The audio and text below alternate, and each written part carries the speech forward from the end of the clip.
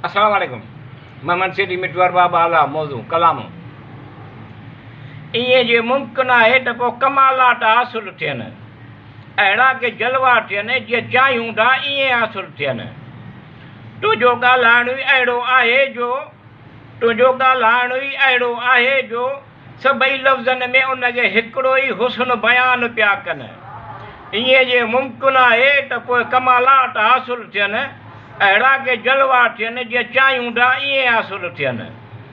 अहिड़ो अंदाज़ तुंहिंजे ॻाल्हियुनि करण जो, अहिड़ो अंदाज़ तुंहिंजे ॻाल्हियुनि करण जो ॼण त सभे मतिलबु मक़सद इजोठा हासिल थियनि।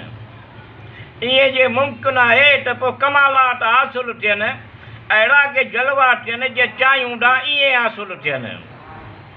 गुज़िरियल तुंहिंजूं ॻाल्हियूं वाइदा अहिड़ा जो, गुज़िरियल तुंहिंजूं ॻाल्हियूं वाइदा अहिड़ा जो उहे विसरनि कोन था, अहिड़ा था ख़्याल अचनि। ईअं जे मुमकिन आहे त पोइ कमालात हासिल थियनि, अहिड़ा के जलवा थियनि जीअं चाहियूं था ईअं हासिल थियनि। तुंहिंजे ॻाल्हियुनि करण जो अंदाज़ अहिड़ो जो, तुंहिंजे ॻाल्हियुनि करण जो अंदाज़ अहिड़ो जो अजीब नाक़ाबिल यकीन था ख़्याल अचनि। ईअं जे मुमकिन आहे त पोइ कमालात हासिल थियनि, अहिड़ा के जलवा थियनि जीअं चाहियूं था ईअं हासिल थियनि। पर एतमाद तॾहिं थींदो अहिड़ी तरह जो, पर एतमाद तॾहिं थींदो अहिड़ी तरह जो जॾहिं मिठू ऐं मतिलब ज़रूरतूं पूरियूं थियनि, मक़सद हासिल थियनि।